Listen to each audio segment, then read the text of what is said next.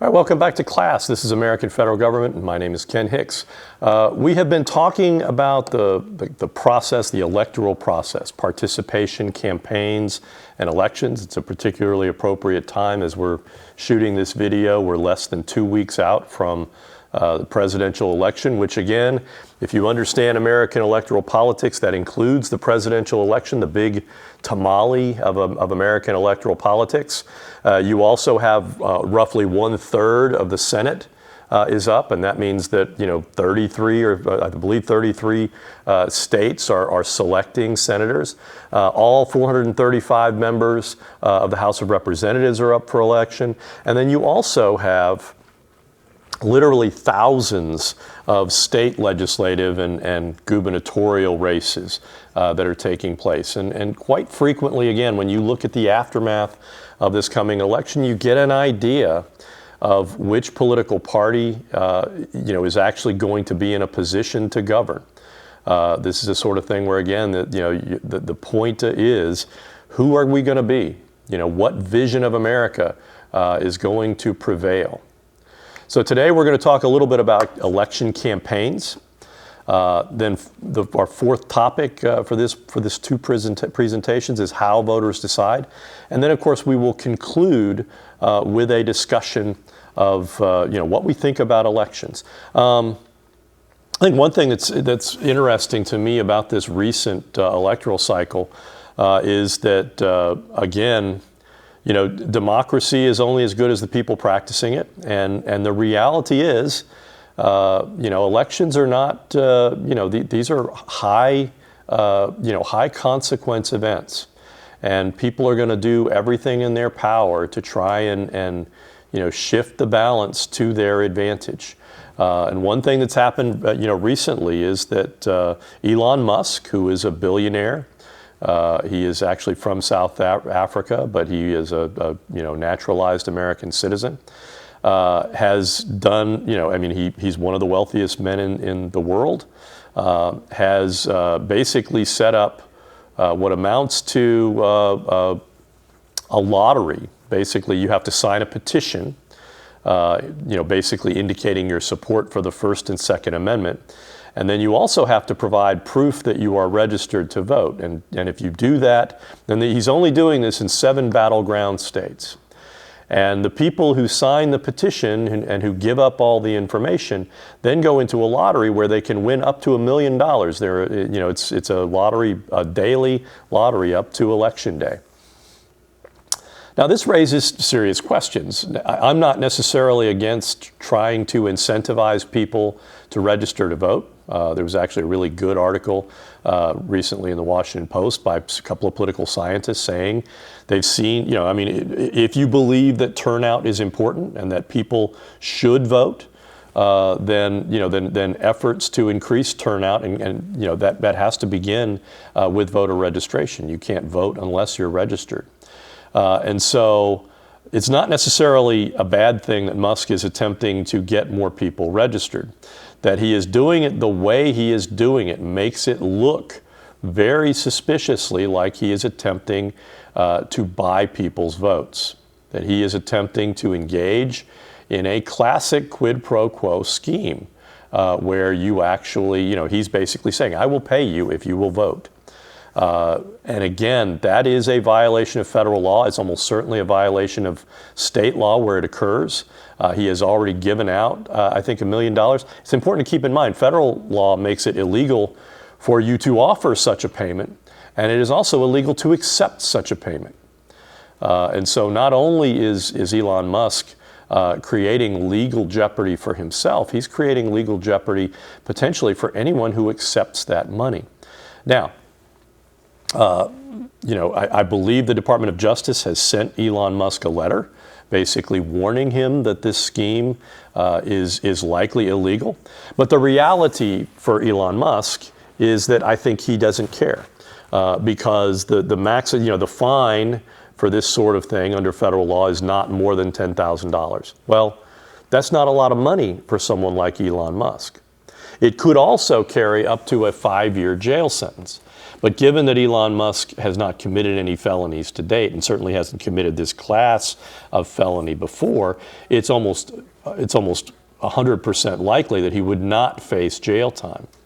And so you're really, facing the question of, you're dealing with people quite often that wield, financial resources that render them invulnerable to things that might land you or I in a great deal more difficulty. So election campaigns are again, really important. And again, this reflects this reality that when you make the decision to seek office, you also have to adopt a strategy for winning office. You have to answer that first most important question, right? Why are you running, right? Why are you running for election? What is the point? Why vote for you over your opponent, okay? So you have to adopt a strategy. You have to create an infrastructure around yourself as a candidate that will enable you to get your message out. Again, it's important, first of all, to be able to answer that first question. Why are you running? The second is, what are you going to do? And the third question is, how are you going to go about winning? Okay? So winning office is essential. Modern campaigns are incredibly complex organizations. You almost certainly are going to have multiple campaign managers that handle different aspects of your campaign. You're going to have media consultants that are going to tell you what kinds of ads are most likely to help you. You're going to have pollsters that are going to be able to tell you at any given point in time, am I gaining ground, am I losing ground? Is there something I need to do differently? So again, campaigns reflect this multifarious effort by a political candidate and their supporters to win the backing of donors, political activists, and voters ultimately in their pursuit of political office. And the first thing you have to recognize is that you have to have financial support. Most candidates running for office these days have their own resources and can actually, run their own campaigns up to a point.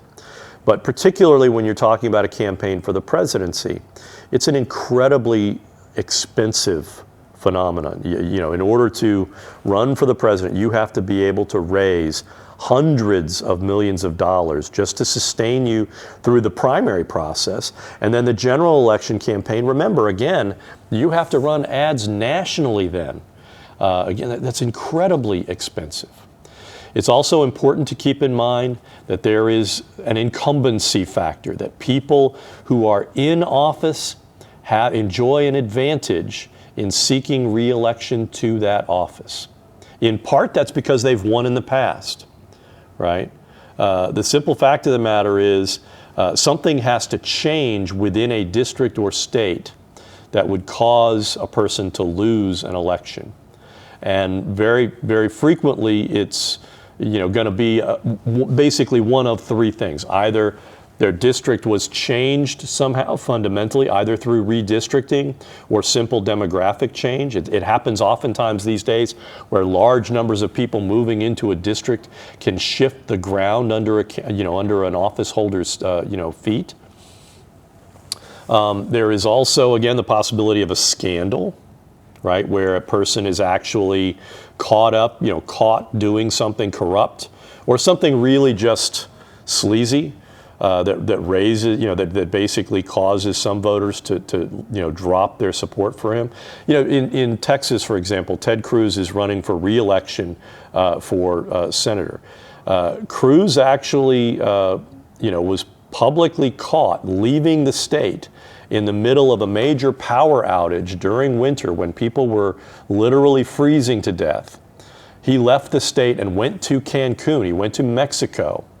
To basically bask in the sun, and enjoy electricity. A lot of Texans are aware of that. And frankly, Ted Cruz is Ted Cruz. He's not the most likable guy in the world. And so he's probably got a tougher campaign than he otherwise would have in a state where, again, Texas is one of those states that Republicans have to win. in order to be competitive for the presidency. They have gerrymandered the state heavily. They have made it really hard for Democrats to be competitive in that state. And it is one of the lowest turnout states, along with Oklahoma. It routinely ranks at the bottom or near the bottom of voting eligible turnout. Okay, so the third thing that can get an incumbent defeated is this idea of coattails, and that would be a situation where a candidate at the top of the ticket, and usually you would be talking about a presidential candidate. At the state level, you might be talking about a gubernatorial candidate that is so compelling, so charismatic, and commands so much support that it causes people to vote down ballot for them, for other candidates within their party that they otherwise might not do. Coattails is more apocryphal these days than a reality.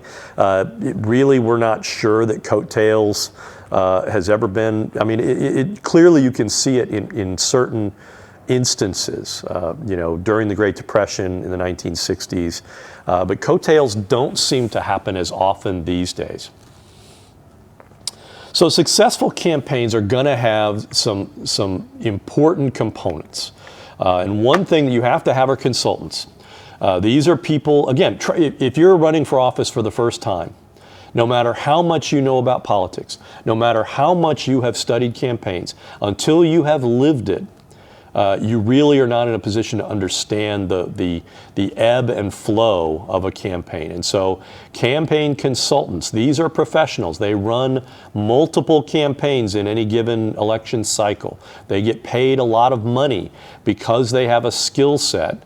And especially, it's important to keep in mind with campaign consultants, their price goes up the more often they win, right? So when you've got somebody that's got a 80% winning record, those folks can command top dollar. So successful campaign operatives are well paid. They are in high demand. Okay, they have specialized tactical skills. They know when to go negative. They know when to go. They know when they have to go negative, how negative they can go, and not hurt their own campaign. Okay, so operatives like that differ from candidates pollsters, right? Their job is basically, again, to give to speak truth to the candidate and say, look, you're doing well. Your tactics can basically be the tactics of a front runner, or you're losing. You need to be more aggressive. Okay. Likewise, again, you have consultants whose job is to try to frame the candidate in the most positive light. Okay. Those folks, again, they're media specialists. They understand camera work. They understand lighting. They understand the power of words. When you look at a lot of Kamala Harris's more positive ads, they're trying to tell a biography in a way that is attractive to the average American. That she was raised in the middle class. That she was raised by a single mom. That she worked her way through college, working at McDonald's. These are part of the biography that soften the image of the candidate, make it harder for people to just instinctively dislike them. It's also important to keep in mind that volunteers are really important for a campaign. Volunteers are force multipliers. When you can count on an army of young, enthusiastic people, it makes the candidate's job a lot easier. Okay? Fundraising, again, is an essential aspect of any campaign. Campaigns rise and fall on their ability to raise money. And as I've mentioned, there are a lot more people who are effectively billionaires who are running for office. And again, one thing if you're a billionaire, you probably know other billionaires.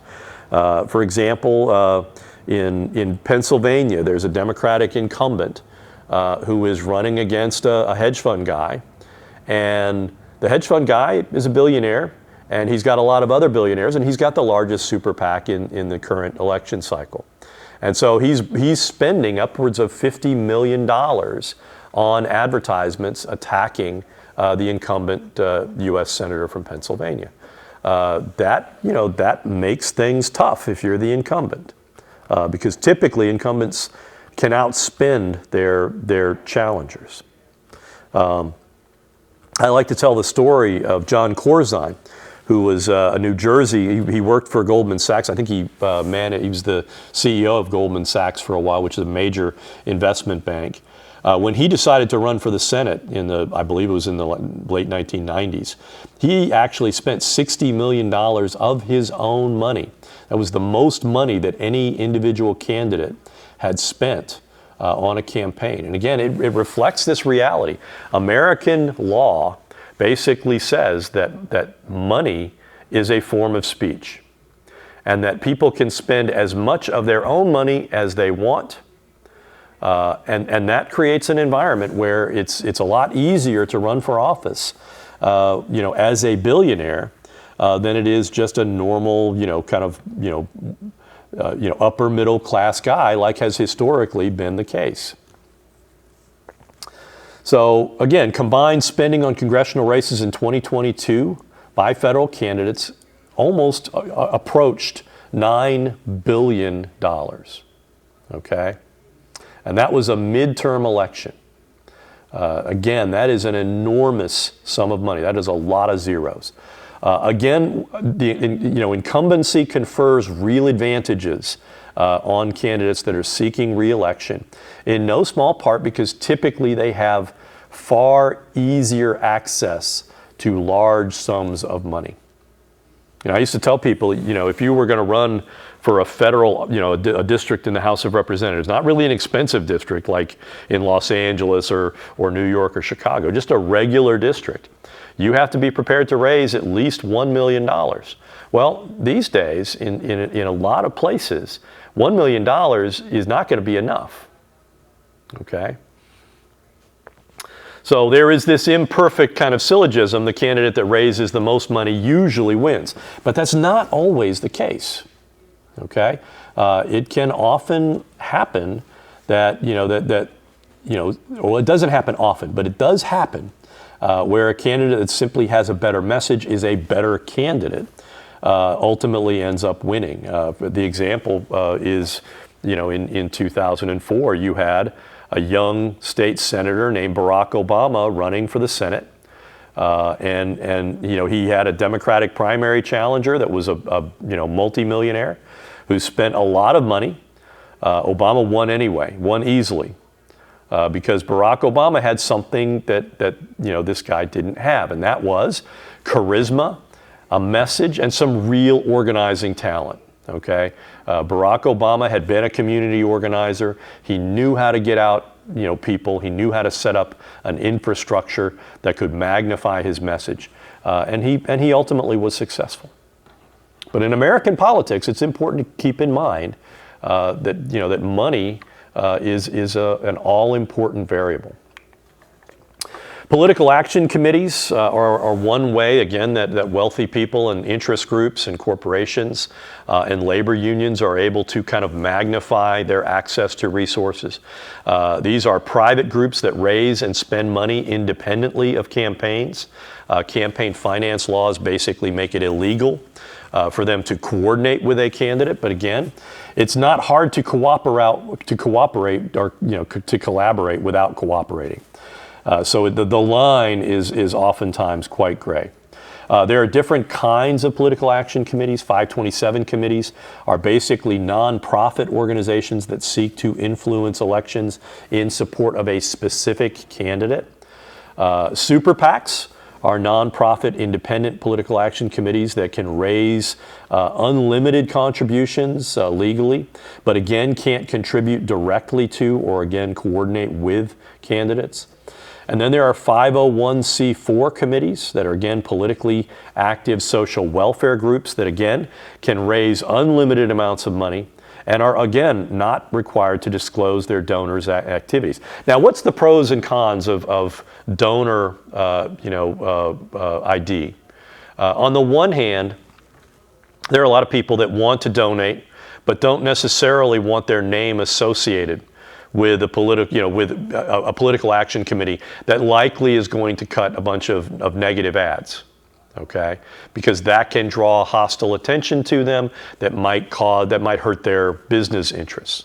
On the other hand, If you can raise unlimited amounts of money and you don't have to tell where you're getting your funds from, what is the likelihood that foreign actors are able to use that avenue to help manipulate campaign outcomes? What is the likelihood that that's going to happen? That is something that we have to be aware of. We have to be, kind of sensitive to.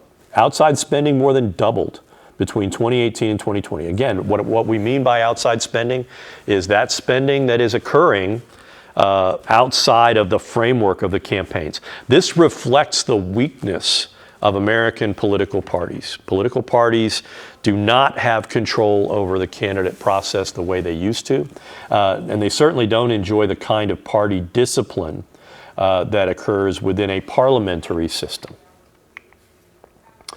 Campaign strategies, again, it depends on who you are, on what the candidate is. If the candidate is sort of an establishment figure, they're going to run a campaign a certain way. If the campaign is more of an outsider, they're going to run what are known as grassroots campaigns. And that is a grassroots campaign is one that's sustained by volunteers, oftentimes unpaid. It relies much more on face-to-face communication to generate interest and sustain momentum and the hope that they can draw what is known as earned media or free media. All campaigns have to answer this question: why should the candidate be elected? Presidential elections often hinge on a basic strategy. How do I get to 270 electoral college votes? And we talked about the electoral college in the previous presentation. It's a bit of a vestigial limb from that original constitutional era. The framers were very suspicious of any ideas of direct democracy. They actually didn't really understand how the Electoral College would end up working.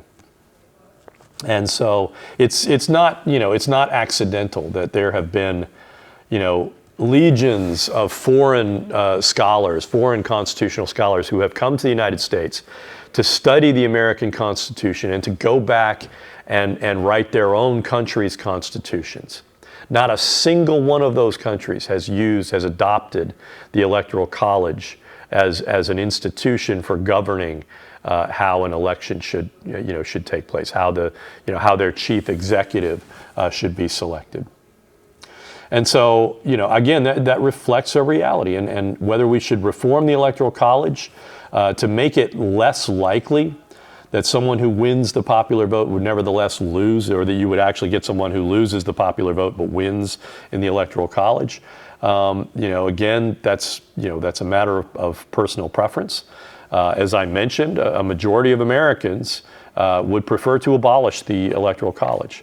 That is highly unlikely to happen in this current environment because Republicans perceive that they enjoy an advantage from the Electoral College and they are determined to defend it. So again, when you look at the sources of campaign funds, this is really where things kind of lie in terms of how money can be distributed. Individuals can contribute up to around almost $3,000 per candidate, $5,000 per federal political action committee per calendar year, $35,000 per national party. This is where you kind of make your donation directly to the Democratic Party or the Republican Party for what we would call party building activities. You can also contribute $10,000 to state and local committees per calendar years. Political action committees can donate up to $5,000 per candidate per election. That's primary and general election. So that makes it $10,000. $15,000 can be contributed to a political party per year. $5,000 to another PAC. You can actually deliver money from one PAC to another. Super PACs, again, have unlimited sources of, can get money from anywhere in any increment. And again, billionaires are throwing a lot more money into super PACs in ways that again, frankly, are a bit troubling. And again, they can raise unlimited sums of money, and they can, basically engage in all manner of political activities. They are nevertheless required to disclose their donors. And then 527s Again, unlimited, except for PACs in terms of how much money they can raise. All political committees, including state, local, and federal candidate committees, traditional political action committees, they can contribute to all of those things.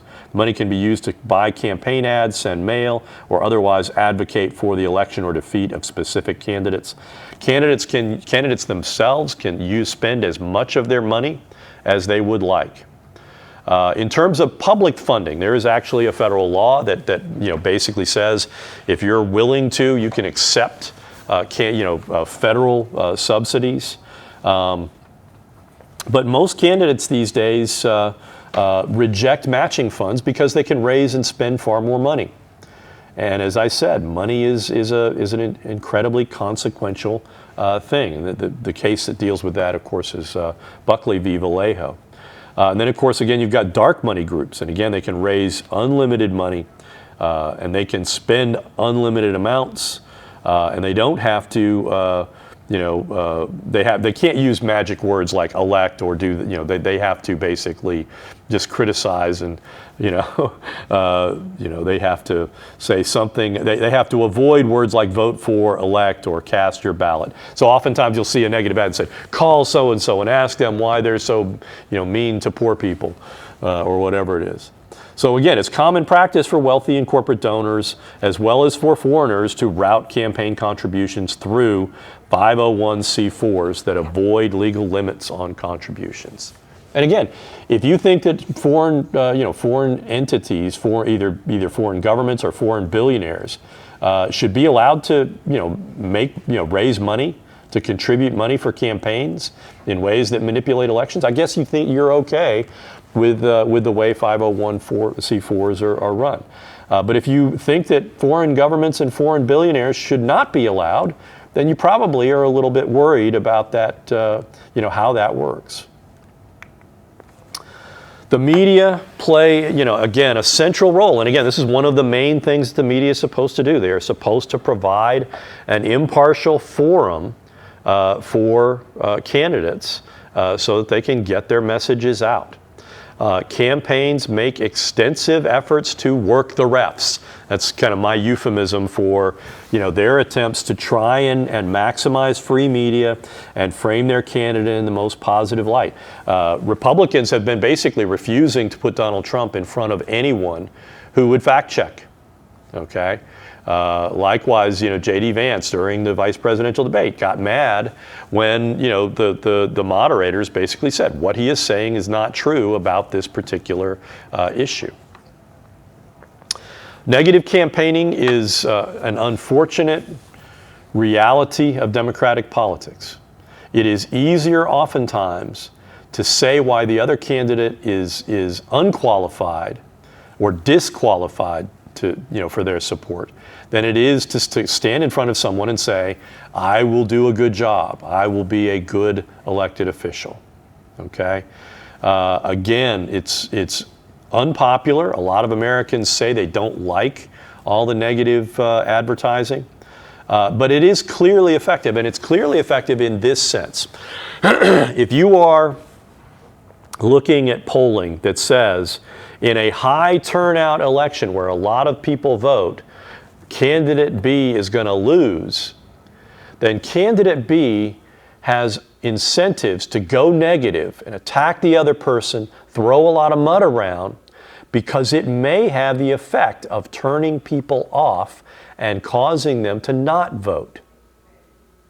And that changes the dynamics of the election. It makes it more likely that they can win. A lot of campaign, experts say that Donald Trump, for example, probably can't win more than about 47% of the popular vote.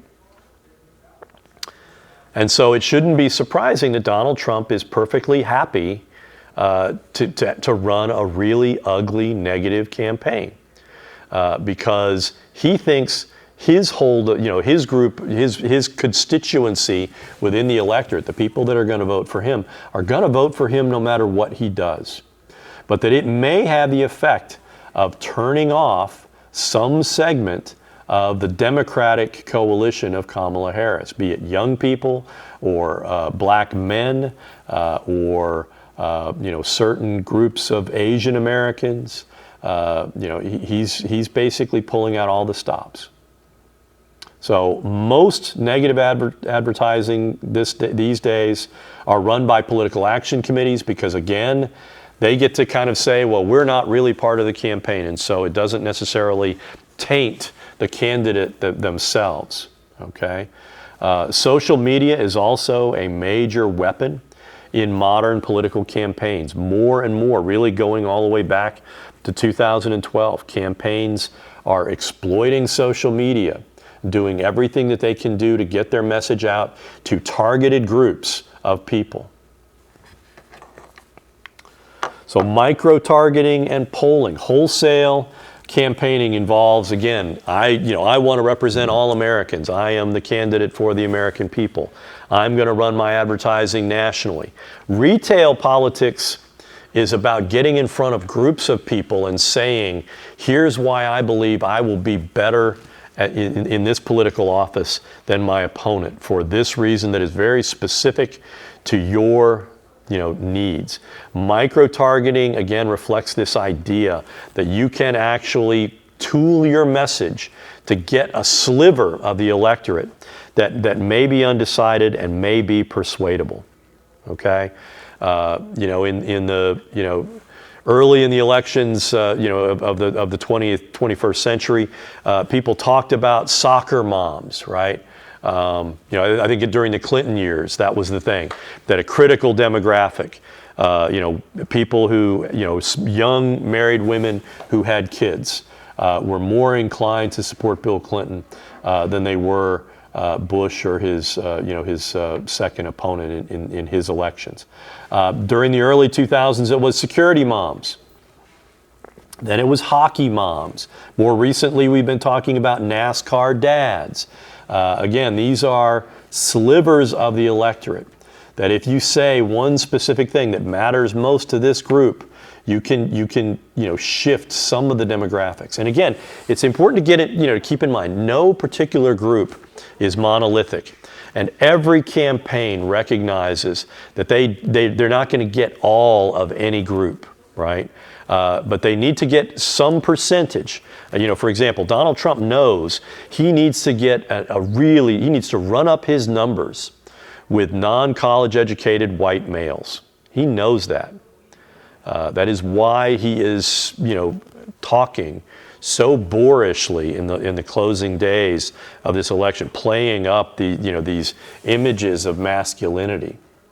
And so again, that reflects this idea on his part that he needs to get as many white, non-college educated males to come out and vote as possible. He needs those folks to be a larger share of the electorate than their actual numbers. And likewise, if you see Kamala Harris, she is shooting for those people kind of in the middle, kind of in the center right, that are probably registered Republicans, but really just can't bring themselves to support Donald Trump. That's why she's got Liz Cheney, kind of chained to her side at campaign events these days. She is doing everything in her power to give those folks permission to vote for a Democrat, basically saying, whatever our policy differences may be, I at least believe in the Constitution, and this other guy is going to destroy the country. And both parties are raising that issue, saying that the other party represents a fundamental threat to America. Kamala Harris is basically saying Donald Trump is unhinged in the closing days of the election. Donald Trump has been making statements about the enemy from within, echoing rhetoric from the 1930s. Of how, that there are domestic traitors among us that need to be identified and suppressed. Okay? This is part of this, aspect of the campaign process. It's also important to keep in mind that big data is playing an increasingly important role in campaigns. This really began with the Obama campaigns of 2008 and 2012. That sort of use of big data has really just accelerated in the last couple of election cycles. People power is very important. The elemental aspect of any election campaign is that you have to try and get out the vote, okay? And so there are enormous efforts to reach out to people, both by holding rallies in different parts of the country. Again, right now the Harris campaign is sending their vice presidential candidate Tim Walz to like rural areas in Pennsylvania, in Michigan, in Wisconsin. Not because they think that he's going to suddenly change people's votes in those areas, but rather because he's going to get those people, even in a rural area, there are going to be some liberals. And, the idea for taking, a guy like Tim Walz, who was elected out of a rural part of Minnesota for 8 terms as a member of the House of Representatives, the idea is to get those folks to recognize that they matter. And again, just as Trump is trying to maximize the number of white, non-college educated folks, Tim Walz is trying to lower the numbers, trying to get more Democrats in those areas, in those relatively low population areas, to come out and vote, to say, look, your vote does matter. The more you participate in this part of the state, the less the more it erodes his advantages in this part of the state. So again, who are Americans? Our presidential battleground states representative of the country. When you think about the battleground states, where again there's about 7 states, okay, that really are consequential, and they're Arizona, Wisconsin, Michigan, Pennsylvania, North Carolina, to a lesser extent Georgia. These are states where you have, again, Georgia is not a place that Kamala Harris is going to go to a lot, because there's not 2 senators that neither of the 2 senators are up for re-election in this cycle.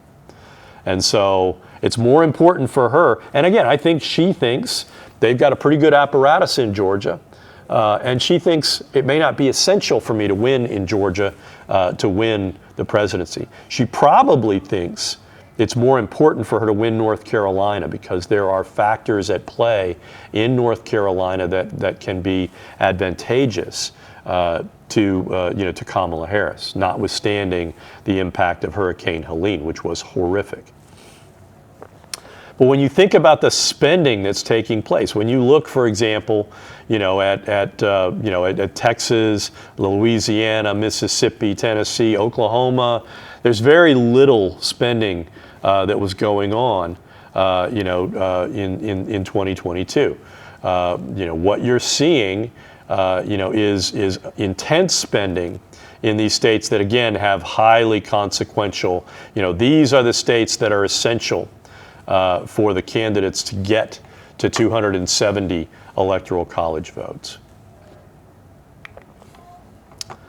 So now we're going to move on to another subject. What factors really influence voters? How do we know? What do we think, based on social science studies and polling?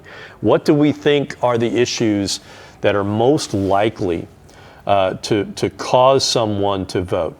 I think I can tell you these days, if you ask someone what is their most important issue in deciding who they're going to vote for in 2020, I can tell you by what the issue is that they're saying, what media they watch, and what candidate they're likely to vote for. If they say that immigration and inflation are the 2 big issues, I guarantee you they're Fox News watchers and they're going to vote for Donald Trump.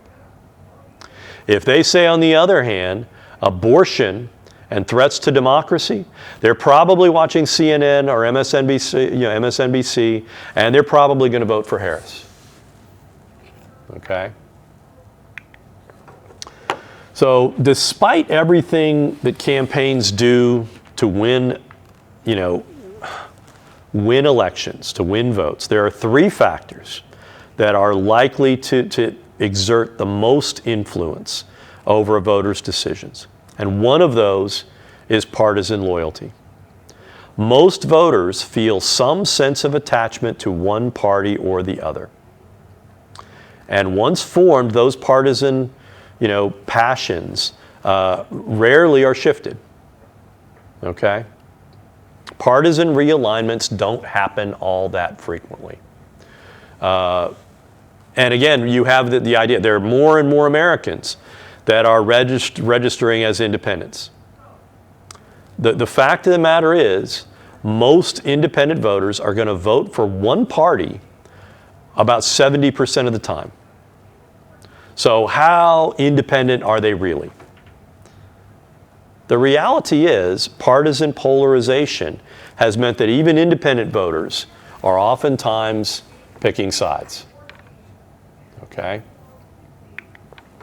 Issues and policy preferences. Again, a lot of voters gauge their votes on economic issues. Am I doing well? Again, a lot of Americans are saying inflation is bad. Biden is president, therefore I'm against Biden. And Harris is, Biden's vice president, therefore,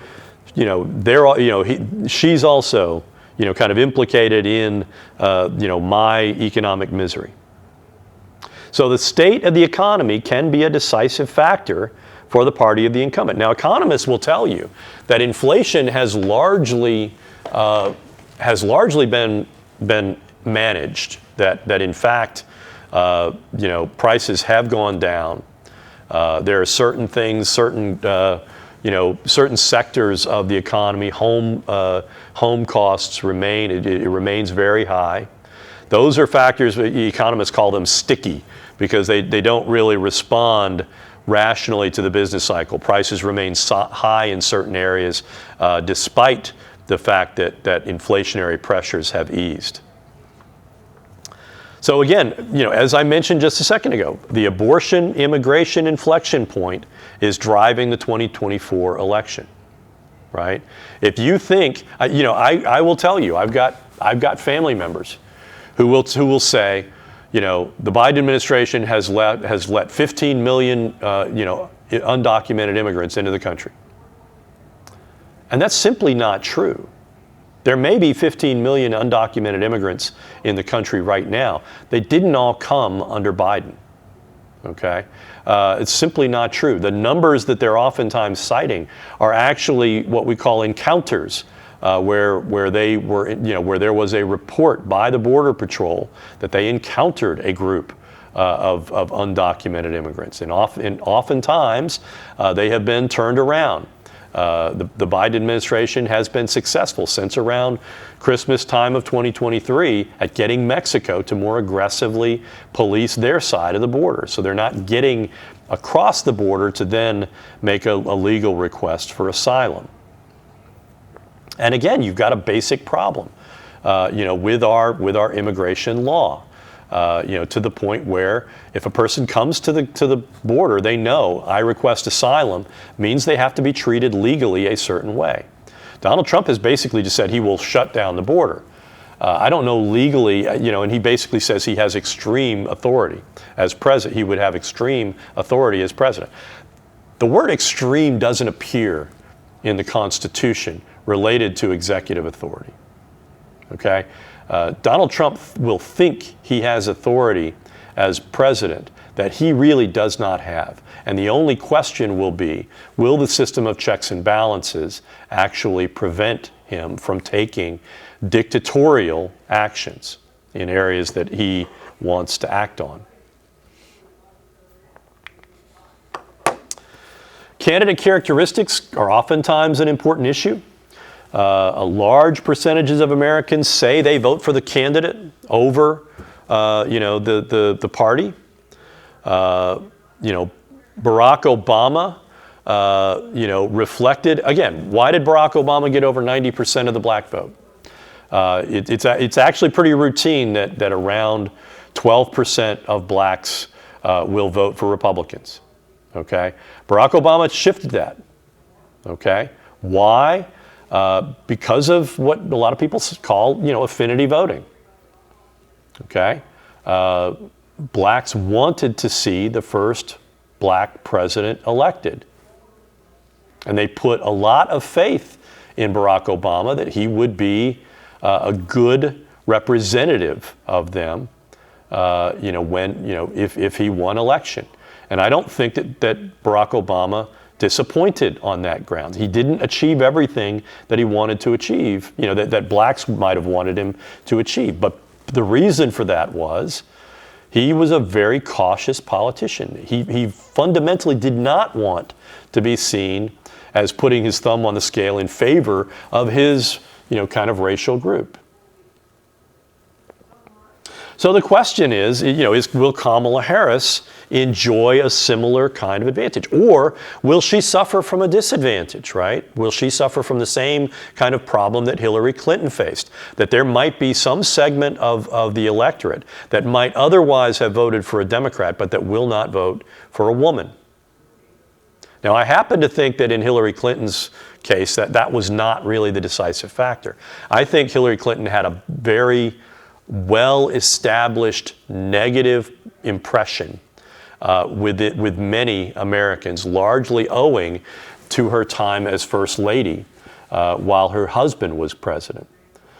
She had 15 years of attack ads that affected people's perceptions of her. I also think she didn't always run the best campaign. I don't necessarily think she was as talented a retail politician as her husband was. And so, you have to hope if you are someone that would like to see a woman elected president, that's not really a factor. But again, there are so many forces being, brought to the surface by our partisan polarization and by Donald Trump's role in kind of dividing the American people. Trump's emphasis on personal strength is the essence of his appeal. Kamala Harris has actually tried to play down the fact that she's a woman and the fact that she would be the first Indian American to be elected president. She's basically saying, it's obvious I'm a woman. There's no reason for me to talk about it. And I will say, among some of my conservative students, they're very quick to say, I don't think she answers some questions as well as I would like. And so there may be this sense in which there are some Americans that simply are instinctively more inclined to be more critical of a female candidate than they are of Donald Trump. And I think I could say with confidence that any candidate other than Donald Trump who has behaved the way Donald Trump has behaved in the closing weeks of the campaign would face an absolute landslide against them if they behaved the way that Donald Trump behaves. So let's talk about the last couple of elections to try and get the idea of how campaigns work out. In 2022, you actually had a contest between two candidates who really weren't on the ballot because effectively Joe Biden and Donald Trump were not, as presidential candidates, they're not on the ballot. Midterm elections are different animals. Increasingly, midterm elections oftentimes will include a mix of national and local factors. Turnout is almost always significantly lower than presidential election cycles. And so midterms oftentimes will cost the party of the president seats in Congress. Again, Trump attempted to presidentialize the midterm congressional elections. He tried to put his hand on the shoulder of many Republican candidates. He favored certain people in primaries, in Republican primaries, that were more extreme but partisanly, but loyal to the person of Donald Trump. Again, more than $9 billion was spent in the 2022 midterm elections. And again, the backdrop was fundamentally about polarization. Right? Partisan polarization is fed by partisan media and is accelerated by social media. The power of partisan polarization is that it oftentimes contributes to mirror imaging, right? Where you imagine the worst of your opponent. You think within yourself, what is the worst thing that I could be thinking? And then you think that's what they're thinking. You also, again, have the power of rejectionism, the refusal to accept the legitimacy of a defeat at the polls. And we're seeing that on both sides, where increasingly, both Republicans and Democrats are saying their candidates are illegitimate. Okay? Donald Trump has said, he said in 2016, I am not going to concede if I lose. We'll see, is what he said in 2016. In 2020, he absolutely refused to concede and attempted to overturn the results of a free and fair election. Going back even to 2015, Donald Trump rose to political prominence. He had already been a prominent businessman and celebrity figure, but he rose to political relevance based on his attacks on Barack Obama's birth status, whether he was an American citizen or not.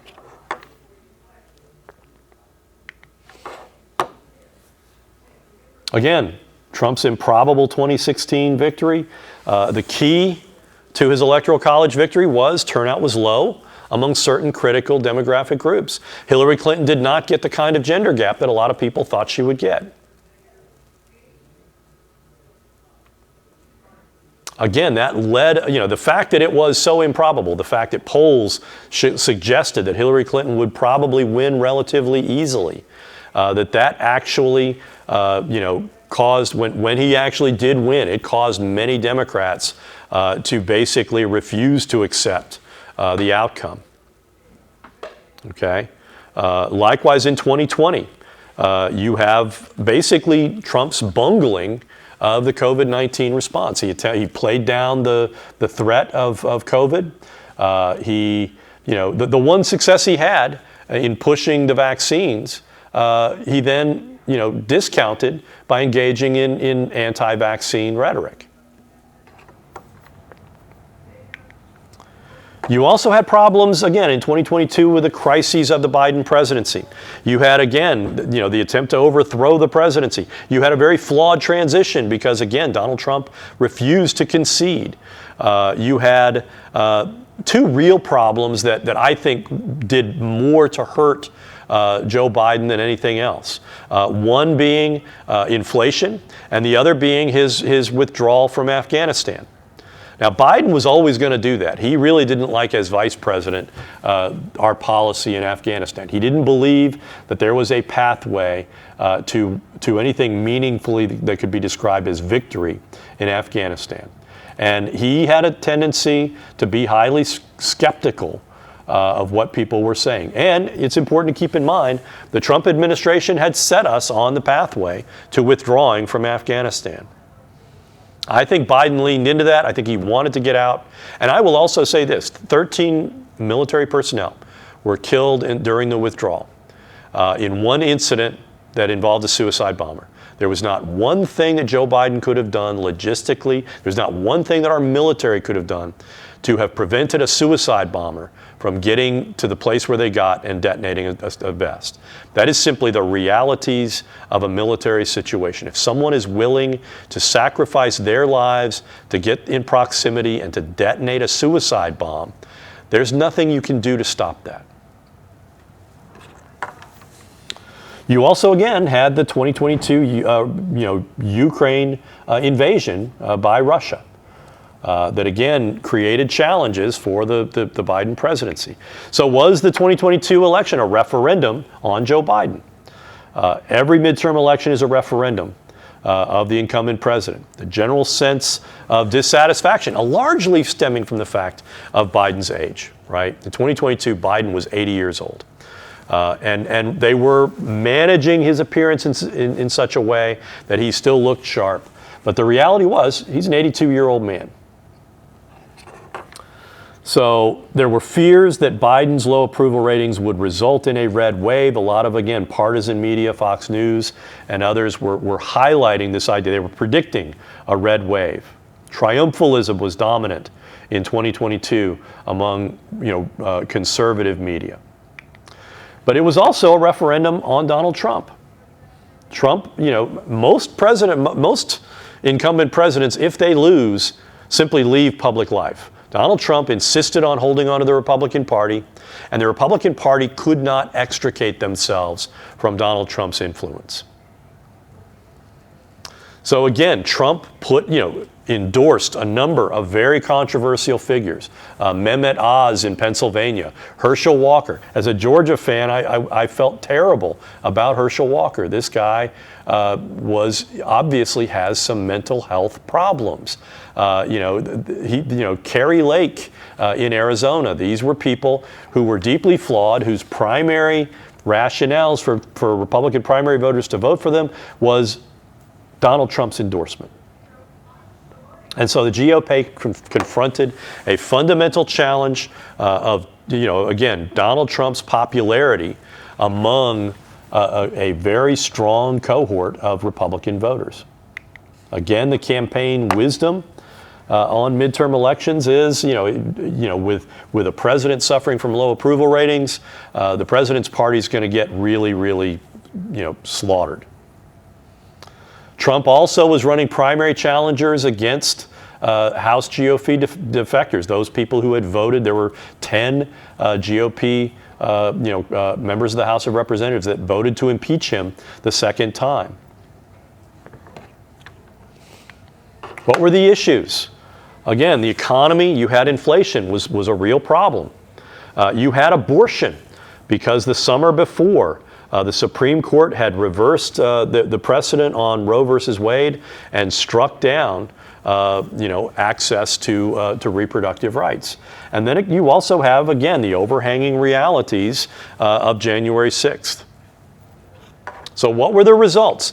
The results were not your typical midterm election. The Republicans did win control of the House, but their majority was so narrow that they have struggled to govern. They've struggled on two separate occasions to elect speakers of the House. That's the most important thing, and it's the most simple thing that the majority party can do.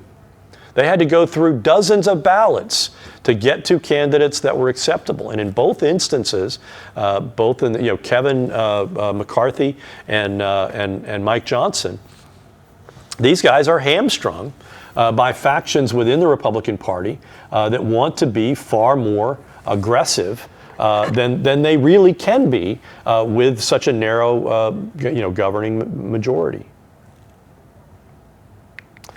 So who voted in 2022? 47% voted of eligible voters turned out in 2022. That was above average. That's still really low, okay? In many instances, that higher than normal turnout reflected just how contentious those Senate races were and how that really kind of affected the way people were turning out. And again, turnout was higher in part because women voted in much higher rates to express their dissatisfaction over the Dobbs decision. There have been a lot of, again, otherwise Republican women, otherwise pro-life women, who never felt like that abortion was ever really going to be overturned. They may personally have said, I would never, if I found myself with an unwanted pregnancy, I would never resort to abortion. But a lot of those women were also basically saying, but I don't want to impose that choice on other women. And so there have been some, and this has been shown in a lot of the statewide initiatives, where in Kansas, in Kentucky, in states where they've attempted to basically either change their constitution or to basically say that their constitution doesn't protect a right to abortion. Those initiatives have basically failed. In Ohio, in Kansas, these are very conservative states, and they failed by significant margins. The 2022 turnout electorate, typically, and this is actually typically true, older voters tend to vote more frequently. They tend to show up and vote even in midterm elections. But in some states, youth turnout was higher. This is why I said, when you talk about younger Americans turning out, it's episodic. In some specific elections, they'll get fired up and they'll turn out. okay? But the question really is, how reliable is youth turnout? Do we do a good job of getting young people prepared to recognize that they have a civic obligation to vote? And you know what? It's not just to vote. You have an obligation to cast an informed ballot, right? You have an obligation to educate yourself. And that, again, is sort of a challenge here. So participations, campaigns, and elections. What do we think? Do you believe that the expansion of Americans' political community has contributed to the uneasiness of some Americans that think change is coming too fast?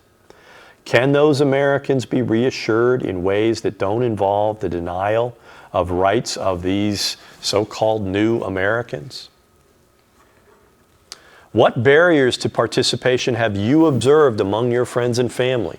What reforms would you recommend to increase participation? What would it take to increase political engagement among citizens of all backgrounds?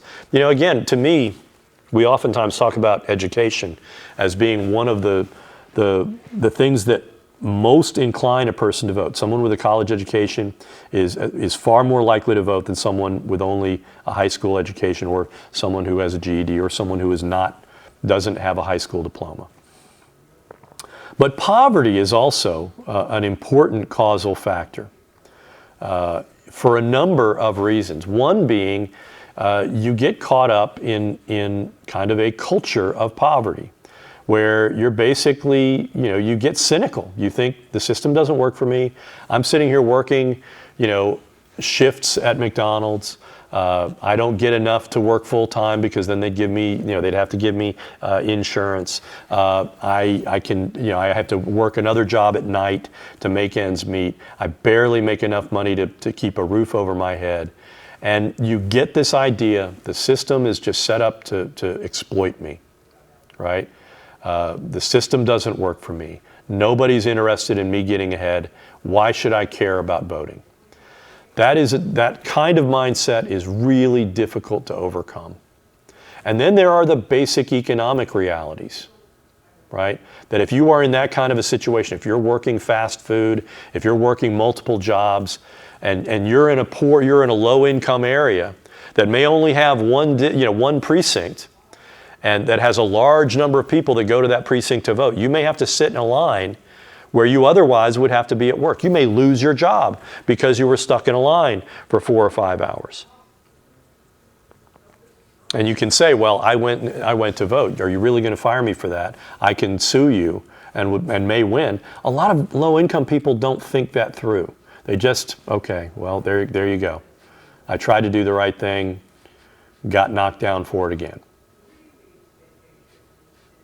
In a lot of instances, people with power rely on that sense in which people are simply apathetic. Apathy is one of the most powerful demobilizing forces in American politics.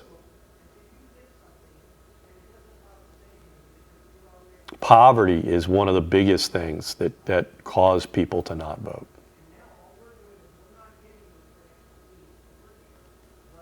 Will affluent interests continue to play an outsized role in the election process?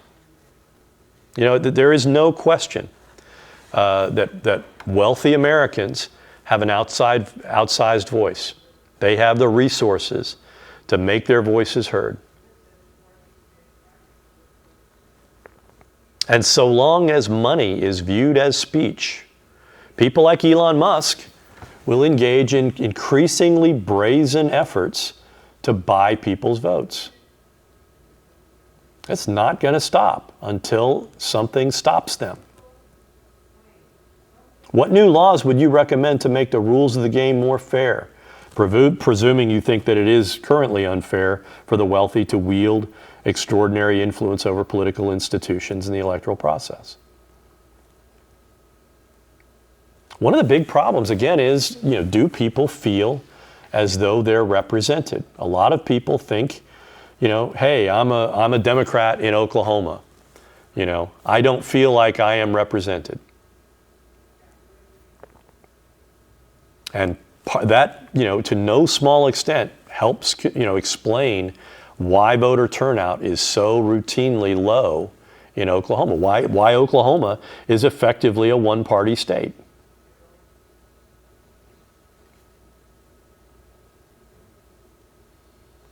How might you be involved in campaigns and elections in the future? Do you feel that your voice will be heard? What changes would increase political participation among younger voters? I can tell you, I've been a faculty member at Rogers State University for 25 years. I have advised, college Democrats on several different kind of manifestations over the years. I have a colleague, a historian, who is the faculty advisor for the college Republicans. And college Democrats face a fundamental problem. They don't have any money, and they have difficulty, getting their numbers up. And so they'll form like a little club. There'd be 10 or 12 of them. They'll get all excited. They'll walk streets. They'll volunteer for Democratic campaigns. And they will suffer the fate that Democratic candidates face in Oklahoma. And it is crushing to them. And so, the college Democrats in Oklahoma is kind of, up and down, based on different election cycles and different groups of kids. And oftentimes the kids that come in and tell me they want to form college Democrats are juniors and seniors.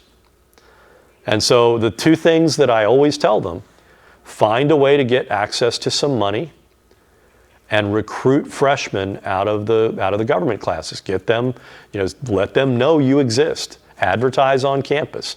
Ask, faculty members if you can address, their classes, and tell them, that you're here. You have to be able to get young kids, to come in and develop leadership among freshmen and those freshman and sophomore classes, because the seniors are going to graduate. They're going to be gone. The juniors will only have one more year left.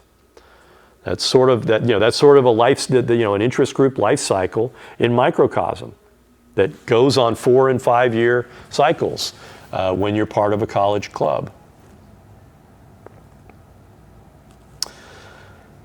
So we live in, again, very interesting times. This is going to be an enormously consequential election. And the one thing that we know right now is that nobody is certain how this election is going to turn out, 12 days from the election. As I give this presentation, we're about 12 days from the next presidential election. We have no idea whether polling is accurate or not. Polling has been kind of up and down. It's been inaccurate in the last couple of cycles. And the question is, why is that the case? And it's really hard to say. But regardless, we are going to have an election. People are going to vote. And then we are going to live with those consequences. And we have to reconcile ourselves to what it is that we're going to be. That's what every election is about. Who will we be as Americans? Will we be an America that closes itself off from the world, that adopts a more aggressive economic posture towards our friends, that cozies up to our rivals? Or will we continue to be an open, pluralistic, democratic society? These are the questions that we are confronting going into this election. And the only thing I can say is that if you are eligible to vote and if you are registered to vote, of course, if you're not registered to vote, your time has passed where you could do that and participate in this election. I would like to see the registration process moved closer to election day. But if you are eligible to vote, I would encourage you to do so. I think it's very important. One political scientist, Giovanni Sartori, said, that not turning out can be an illustration of stability. And again, to some extent, what he was also suggesting is that be careful when you ask for more turnout. Sometimes the people that are turning out are not well informed and are oftentimes representative of the more misanthropic aspects of society. Every society has some nihilists among them that would rather burn things down than participate in a legitimate, debate. But nevertheless, I think it's important to reflect on, why we have low turnout and why we are so polarized, and what we can do to kind of shift our politics in a more healthy, direction, where we are debating in a more rational rather than emotional manner. When we come back for our next set of presentations, we will move on to one of the big constitutional branches of government, and that will be Congress. Again, it's important to keep in mind, Congress was designed to be the seat of government for our Constitution. They are designed to have that legislative authority. So when we come back, we'll talk about that. We'll talk about the role they play. We'll talk about how laws work, how laws get passed, how members of Congress get elected. I'll see you next time.